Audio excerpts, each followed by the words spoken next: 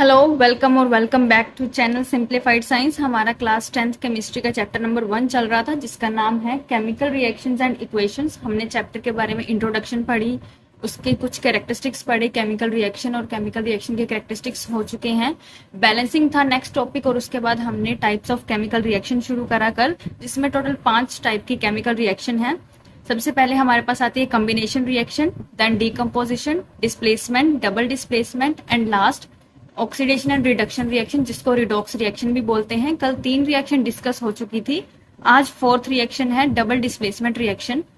Displacement reaction और double displacement reaction में थोड़ा सा ही फर्क है। पहले डेफिनेशन देखते हैं। The reaction in which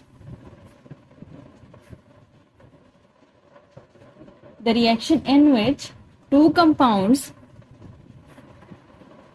react to form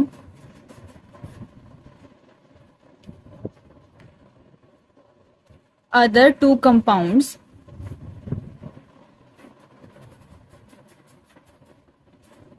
by exchange of atoms or group of atoms। इसके एग्जाम्पल एक बार जनरल देखते हैं। सपोज ए बी एक कंपाउंड है, रिएक्ट करा सी डी कंपाउंड के साथ, तो जो रिएक्शन होने के बाद प्रोडक्ट बना वो हमारे पास बना A C plus B D. A B की रिएक्शन जब सी डी के साथ हुई तो ए की डिस्प्लेसमेंट सी के साथ हो गई, बी की डिस्प्लेसमेंट डी के साथ। AC एक कंपाउंड बन गया और BD एक कंपाउंड बन गया। B को क्या डिस्प्लेस कर लिया C ने और D को डिस्प्लेस कर लिया B ने। तो हमारे पास इसकी एक एग्जांपल है जो कि है AgNO3 की रिएक्शन NaCl के साथ। हमारे पास प्रोडक्ट बनता है AgCl प्लस NaNO3। Ag पहले NO3 के साथ कंपाउंड बना रहा था, लेकिन जब रिएक्शन हुई तो उसका कंपाउंड Cl के साथ बन गया। मतलब Cl ने NO3 को डिस्प्लेस कर लिया और at the same time Na जो था वो Cl के साथ कंपाउंड बन रहा था, लेकिन अब NO3 के साथ बन रहा है। तो मतलब NO3 और Cl की डिस्प्लेसमेंट हो गई है आपस में। इसी को कहते हैं double displacement reaction. Only displacement reaction में एक एलिमेंट था, एक कंपाउंड था। एलिमेंट कंपाउंड वाले एलिमेंट को डिस्प्लेस कर रहा था और एक नया कंपाउंड बनता था। इसमें 2 कंपाउंड हैं, ये आपस में दोनों एक दूसरे को डिस्प्लेस करते हैं, इनके एलिमेंट, और 2 नए कंपाउंड बनते हैं। नेक्स्ट हमारे पास है रिएक्टिविटी सीरीज ऑफ मेटल्स। ये एक ऐसी सीरीज है जिससे हमें पता चलता है कौन सा कंपाउंड किस कंपाउंड के एलिमेंट को डिस्प्लेस करेगा। मतलब कोई एलिमेंट है वो दूसरे एलिमेंट को डिस्प्लेस करेगा, उसकी जगह लेगा या नहीं। ये एक रिएक्टिविटी सीरीज पे डिपेंड करता है। इसकी डेफिनेशन है arrangement of elements in decreasing order of their reactivity. बहुत सारे एलिमेंट्स लिए गए, उनको उनकी डिक्रीजिंग ऑर्डर यानी कि घटते क्रम में रखा गया, उनकी रिएक्टिविटी को एक डिक्रीजिंग ऑर्डर में रखा गया। नेक्स्ट डिस्कस करते हैं रिएक्टिविटी सीरीज के कुछ एलिमेंट्स। सबसे पहले है potassium, sodium, barium, calcium, magnesium, aluminium, zinc, iron, cobalt, निकल। ये इधर एलिमेंट्स हैं, साथ में उनके सिंबल्स हैं। पोटेशियम सबसे ज्यादा हाईली रिएक्टिव है, देन उसके बाद सोडियम है, बेरियम है, calcium, magnesium, aluminium, zinc, iron है, फिर कोबाल्ट है, निकल है, टिन है, लेड है। उसके बाद हमारे पास आता है हाइड्रोजन। हाइड्रोजन के बाद है कॉपर, कॉपर के बाद मरकरी, फिर सिल्वर, गोल्ड और platinum.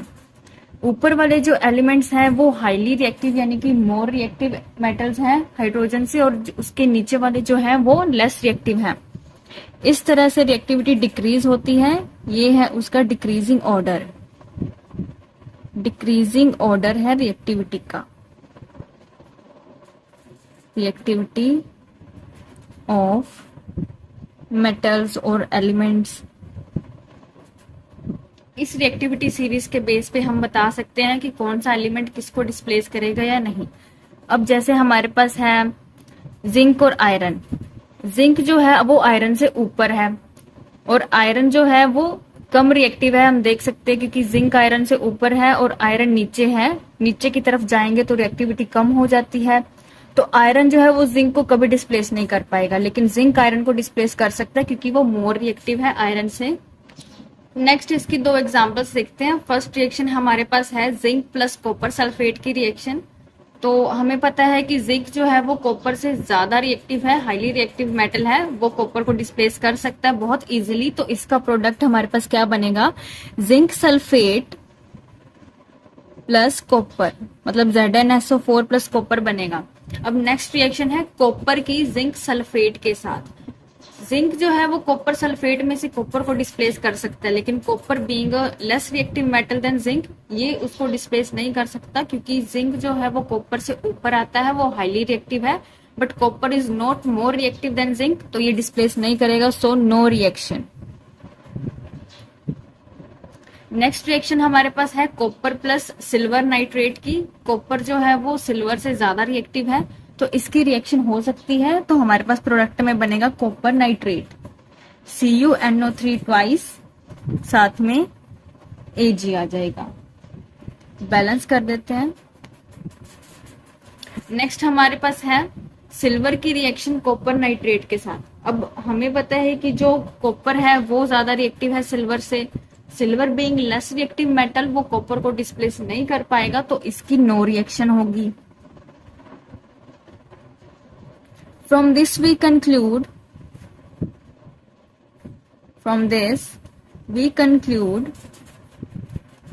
only highly reactive metal can displace less reactive metal.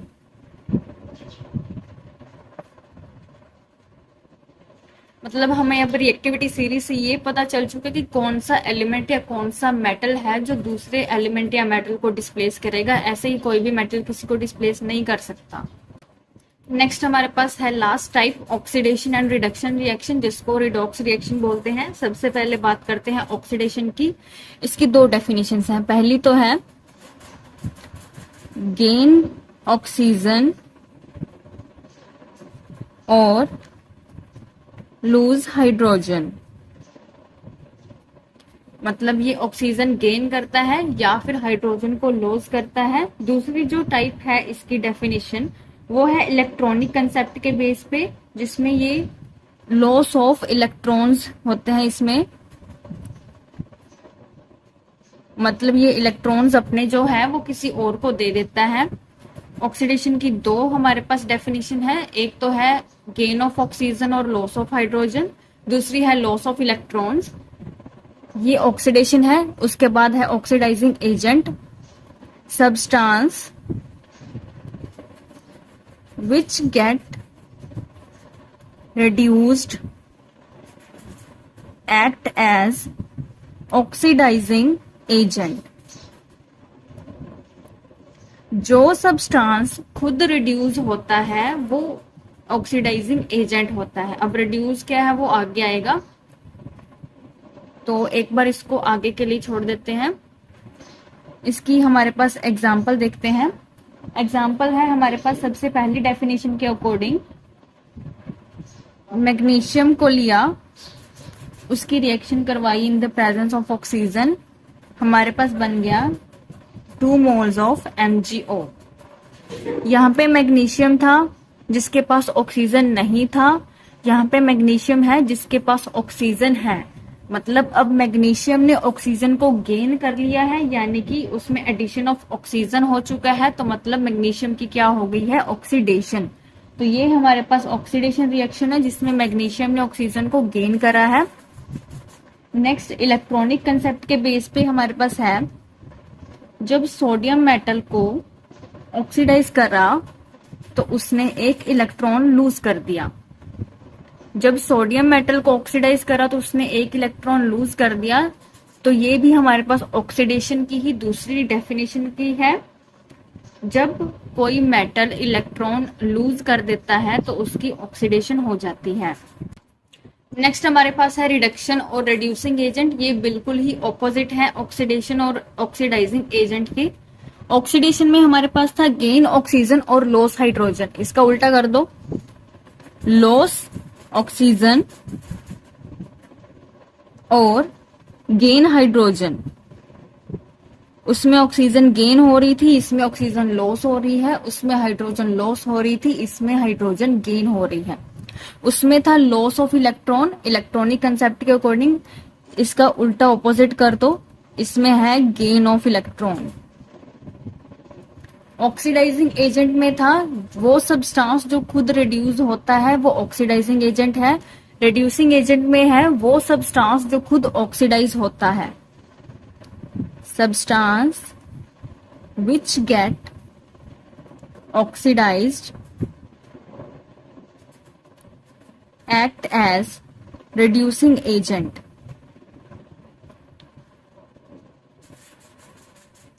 इसकी भी एग्जांपल देखते हैं। नेक्स्ट आती है हमारे पास एग्जांपल, जिसमें फर्स्ट एग्जांपल में है reaction of hydrogen with sulphur. जब हाइड्रोजन और सल्फर की रिएक्शन करवाई गई तो हमारे पास प्रोडक्ट क्या बना, H2S। अब यहाँ पे जो सल्फर था उसके पास हाइड्रोजन नहीं था, यहाँ पे जो सल्फर है उसके पास हाइड्रोजन है, तो इसमें गेन ऑफ हाइड्रोजन हुआ है, हाइड्रोजन गेन हुआ है, तो मतलब ये क्या है, रिडक्शन। नेक्स्ट हमारे पास है ZnO यानी कि जिंक ऑक्साइड की रिएक्शन कॉपर के साथ। अब इसमें डिस्प्लेसमेंट रिएक्शन यूज होगी, जिसमें हमारे पास बनेगा प्रोडक्ट में जिंक मेटल प्लस CO। यहाँ पे ZnO की रिएक्शन कार्बन के साथ है, कॉपर नहीं है। जिंक ऑक्साइड की रिएक्शन जब कॉपर के साथ करवाई तो हमारे पास प्रोडक्ट में बना जिंक एलिमेंट एक मेटल और कार्बन मोनोऑक्साइड एक कंपाउंड बना। अब यहाँ पे जिंक के पास ऑक्सीजन था, यहाँ पे जिंक के पास ऑक्सीजन नहीं था, तो यहाँ पे लॉस ऑफ ऑक्सीजन हो गया है, ऑक्सीजन लॉस हो गया है, तो ये हमारे पास रिडक्शन है। हाँ, यहाँ पे हमारे पास कार्बन के पास ऑक्सीजन नहीं था, लेकिन यहाँ पे है, गेन ऑफ ऑक्सीजन भी हुआ है, तो इसकी क्या हुई है, ऑक्सीडेशन, और इसकी हुई है रिडक्शन। साइमल्टेनियस जब ऑक्सीडेशन और रिडक्शन हैपन होते हैं तो उसको रिडॉक्स रिएक्शन बोलते हैं, लेकिन यहाँ पे एग्जांपल में सिर्फ रिडक्शन देख रहे हैं, तो एक बार रिडक्शन पे करते हैं अपना कंसंट्रेशन। थर्ड एग्जांपल हमारे पास इलेक्ट्रॉनिक कंसेप्ट के अकॉर्डिंग है, जिसमें था gain of electron is reduction. Chlorine में जब एक इलेक्ट्रॉन ऐड करा गया तो हमारे पास बनता है chlorine negative, gain of electrons हुए हैं तो रिडक्शन। नेक्स्ट एक एग्जांपल देखते हैं जिसमें सारा कुछ कवर हो जाएगा। हमारे पास रिएक्शन है जिंक की कॉपर सल्फेट के साथ, जिसमें हमारे पास प्रोडक्ट बना है जिंक सल्फेट और कॉपर मेटल। अब दोनों तरीकों से देखेंगे, इलेक्ट्रॉनिक कंसेप्ट भी और दूसरा कंसेप्ट भी। सबसे पहले दूसरा कंसेप्ट देखते हैं। जिंक जब पहले था तो उसके पास कोई ऑक्सीजन नहीं थी, लेकिन बाद में जिंक के पास ऑक्सीजन आ गई, तो मतलब जिंक की क्या हो गई, ऑक्सीडेशन, क्योंकि उसने गेन ऑफ ऑक्सीजन करा है। ऑक्सीडेशन हो गई क्योंकि उसने गेन ऑफ ऑक्सीजन करा है। अब कॉपर सल्फेट में कॉपर के पास ऑक्सीजन थी, बट बाद में जब कॉपर था तो उसके पास कोई ऑक्सीजन नहीं है। कॉपर सल्फेट के अंदर ऑक्सीजन थी पर कॉपर में कोई ऑक्सीजन नहीं है, मतलब उसने ऑक्सीजन लूज कर दी है अपनी, तो उसकी क्या हुई है, रिडक्शन।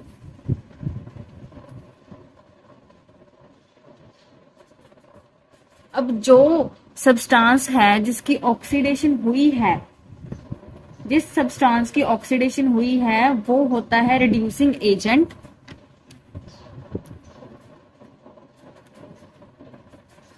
और जिस सब्सटेंस की रिडक्शन हुई है वो होता है ऑक्सीडाइजिंग एजेंट। ऐसा क्यों है, क्योंकि जो ऑक्सीडाइजिंग एजेंट होता है उसकी खुद की रिडक्शन होती है, मतलब वो दूसरों को ऑक्सीडाइज करता है, वो खुद कुछ भी नहीं करता है। एक्चुअली ऑक्सीडेशन और ऑक्सीडाइजिंग एजेंट में थोड़ा सा उल्टा होता है। जो ऑक्सीडेशन होती है उसमें ऑक्सीजन गेन होती है, जो ऑक्सीडाइजिंग एजेंट होता है उसमें ऑक्सीजन लॉस होती है। Basically oxidation is equal to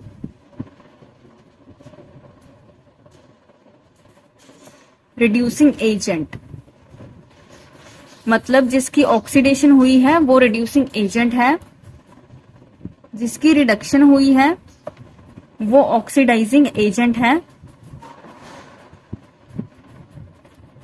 अब दूसरे कंसेप्ट से देखते हैं। यहाँ पे जिंक था, एक फ्री मेटल था। जब भी कोई फ्री मेटल होता है उसकी चार्ज जो होता है, उसकी वैलेंसी जो होती है वो 0 होती है, और जब वो किसी के साथ कंपाउंड बनाता है तो वो अपने इलेक्ट्रॉन्स उसको देता है, मतलब उसकी वैलेंसी जो है, उसका चार्ज जो है वो कम हो जाता है। उसके इलेक्ट्रॉन्स जब वो किसी को देता है उसका चार्ज कम हो जाता है। अब यहाँ पे जिंक अकेला था, जब उसने सल्फेट के साथ कंपाउंड बनाया उसने अपने इलेक्ट्रॉन्स उसको दे दिए। अब उसने अगर अपने इलेक्ट्रॉन्स उसको दे दिए तो मतलब उसके पास इलेक्ट्रॉन लॉस हुआ है।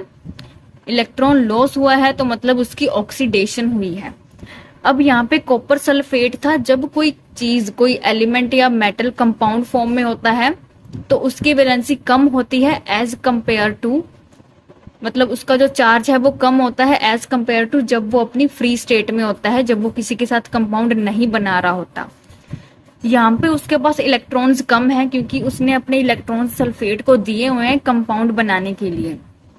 जब वो अपने इलेक्ट्रॉन्स सल्फेट से ले लेगा तो वो अपना अलग एक एलिमेंट बन जाएगा, मतलब उसने इलेक्ट्रॉन्स अपने ले लिए, गेन कर लिए, इसलिए उसकी क्या हो गई, रिडक्शन हो गई। इसको ऐसे याद रखते हैं, अगर एलिमेंट टू कंपाउंड जा रहे हैं, मतलब हमारे पास एलिमेंट है वो पहले किसी के साथ भी कंबाइन नहीं हो रहा था, उसने अपने इलेक्ट्रॉन्स दे दिए किसी दूसरे एलिमेंट को कंबाइन होने के लिए, कंपाउंड बनाने के लिए। अगर इलेक्ट्रॉन्स दे दिए, लॉस ऑफ इलेक्ट्रॉन्स हुआ है तो हमारे पास उसकी ऑक्सीडेशन हुई है। और कंपाउंड टू एलिमेंट मतलब कि वो पहले कंपाउंड बनाया हुआ था किसी एलिमेंट के साथ, उसने अपने इलेक्ट्रॉन्स किसी को दिए हुए थे, अब वो अपने इलेक्ट्रॉन्स उससे वापस ले रहा है, मतलब वो गेन ऑफ इलेक्ट्रॉन्स कर रहा है। तो कंपाउंड टू एलिमेंट हमारे पास हो गई है रिडक्शन। और जिसकी ऑक्सीडेशन होती है वो रिड्यूसिंग एजेंट होता है, जिसकी रिडक्शन होती है वो ऑक्सीडाइजिंग एजेंट होता है। थोड़ा सा कंफ्यूजिंग है बट अगर रिवाइज करेंगे तो हो जाएगा, कुछ भी टफ नहीं है। नेक्स्ट हमारे पास एक छोटा सा एडिशनल टॉपिक है, रेंसिडिटी एंड कोरोजन। सबसे पहले कोरोजन देखते हैं। कोरोजन में हमने पहले ही एक एग्जांपल करी हुई है रस्टिंग ऑफ आयरन की, जिसमें आयरन कोरोड हो जाती है, मतलब उसका कलर चेंज हो जाता है। इसकी डेफिनेशन है डिटोरिएशन ऑफ मेटल, मतलब जब कोई मेटल खराब हो जाता है, deterioration of metal, deterioration of metal ऐसा कब होता है, as a result of its reaction, जब उसकी रिएक्शन होती है विद एयर और वाटर। जब किसी मेटल को एटमॉस्फेयर में रखते हैं तो उसकी रिएक्शन जब एयर या फिर वाटर के साथ होती है तो वो मेटल कोरोड करना शुरू कर देता है, मतलब वो खराब हो जाता है, उसमें कुछ कलर का चेंज आ जाता है। इसकी बेस्ट एग्जांपल है रस्टिंग ऑफ आयरन, मतलब corrosion of iron. Corrosion of iron, corrosion of iron में हमने देखा कि जो हमारी आयरन थी, जब हम उसको कुछ दिन बाहर पड़ा रहने दे तो उसका जो पहले वाला कलर था वो खत्म हो जाता है, उसके ऊपर कुछ ब्राउन से कलर का रस्ट लगने लग जाता है, जिसको जंग बोलते हैं हम। और इसका जो फॉर्मूला है हाइड्रेटेड फॉर्म में वो होता है Fe2O3 डॉट XH2O। यहाँ पे नंबर ऑफ वाटर मॉलिक्यूल्स हैं जो साथ में अटैच होते हैं, जिसको वाटर ऑफ क्रिस्टलाइजेशन बोलते हैं। ये हाइड्रेटेड फॉर्म में है। अगर किसी भी एलिमेंट या कंपाउंड के साथ वाटर ऑफ क्रिस्टलाइजेशन है तो मतलब वो हाइड्रेटेड फॉर्म में है, उसके साथ वाटर अटैच है। रेंसिडिटी भी किसी चीज का खराब होना है, लेकिन इनमें फर्क है। कोरोजन में था किसी मेटल का खराब होना, लेकिन रेंसिडिटी में है जो हमारी खाने वाली आइटम्स है, कुछ एडिबल आइटम्स जो हमारे फूड मटेरियल्स हैं, जब वो काफी दिन तक पड़े रहते हैं ऐसा खुले उनको छोड़ दो, तो वो जो उनके टेस्ट में या फिर उनकी स्मेल में फर्क आता है उसको रैंसिडिटी बोलते हैं। इसकी डेफिनेशन है चेंज इन odor, odor मतलब smell, and flavour of oily and fatty foods by oxidation. हमारे जो खाने वाली जो पैक्ड थिंग्स होती हैं जैसे चिप्स वगैरह आ गई, जब हम उनको काफी दिन ऐसा खुले पैकेट को छोड़ दें तो उसके जो स्मेल है या फिर उसके जो खाने का टेस्ट है उसमें काफी फर्क आ जाता है, वो पहले जैसा नहीं रहता। नेक्स्ट लास्ट टॉपिक है मेथड्स टू प्रिवेंट रेंसिडिटी। अगर रेंसिडिटी होती है तो उससे बचा कैसे जाए, अपने खाने वाली चीजों को उससे कैसे बचाया जाए। तो ये कुछ ज्यादा इंपॉर्टेंट भी नहीं है लेकिन पढ़ना जरूरी है।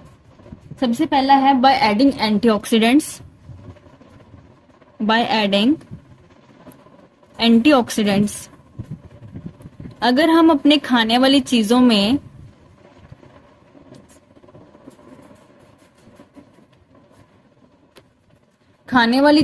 अगर हम एंटीऑक्सीडेंट्स मिला दें, एंटीऑक्सीडेंट बेसिकली वो सब्सटेंस होता है जो ऑक्सीजन से हमारी जो ऑक्सीडेशन है उससे प्रिवेंट करता है।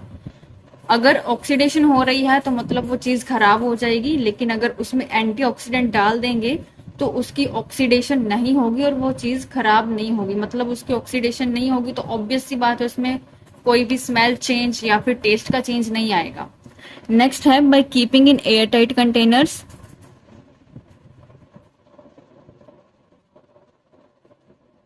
अगर हम किसी भी जो हमारे खाने वाली चीज है उनको एयर टाइट कंटेनर्स में रखेंगे तो उसकी ऑक्सीडेशन होने के चांसेस कम हो जाते हैं।